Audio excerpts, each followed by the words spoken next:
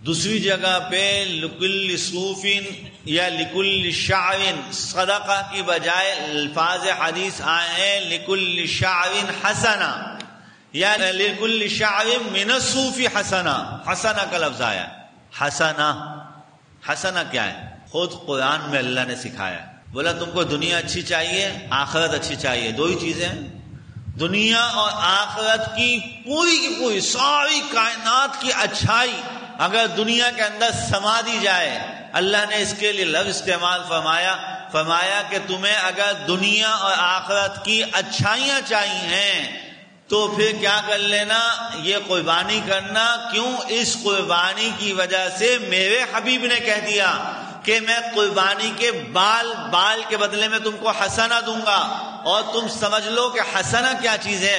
فرمایا اے ایمان والو مانگا کرو اپنے رب سے ربنا آتنا فی الدنیا حسنہ. ساری کائنات کو جب جمع کیا، اس جمع کے بعد اس کے ساتھ حسنہ لگا دیا. فرمایا پوری دنیا اچھی ہو جائے گی اگر رب نے یہ دعا قبول فرما لی.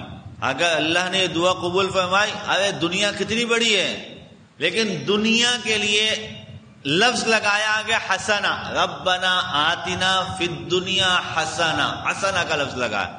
ایک حسنہ کو دنیا کے ساتھ لگایا. اور وفی الآخرۃ حسنہ، دوسرے حسنہ کو آخرت کے ساتھ لگایا.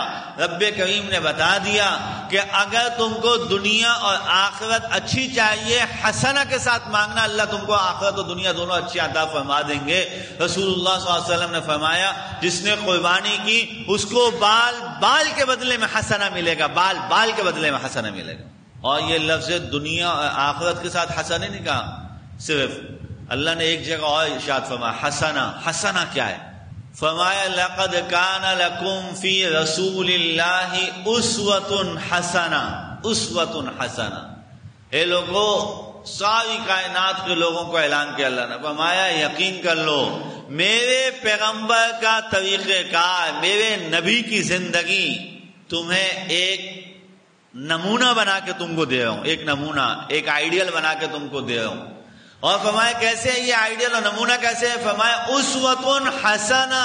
یہ حسنہ جس نے میرے پیغمبر کی زندگی پہ اپنی زندگی کو قربان کر دیا، میرے پیغمبر کے اسٹائل پہ اپنے اسٹائل کو قربان کر دیا، میرے پیغمبر کی باتوں پہ اپنی باتوں کو قربان کر دیا، میرے پیغمبر کے طریقے میں ساری برادریوں کے طریقوں کو قربان کر کے جس نے اپنے آپ کو میرے نبی میں گم کر دیا، اللہ کہہ رہا اس کو دنیا بھی حسنہ آخرت بھی حسنہ مل گئی. حسنہ ادھر بھی لفظ حسنہ استعمال.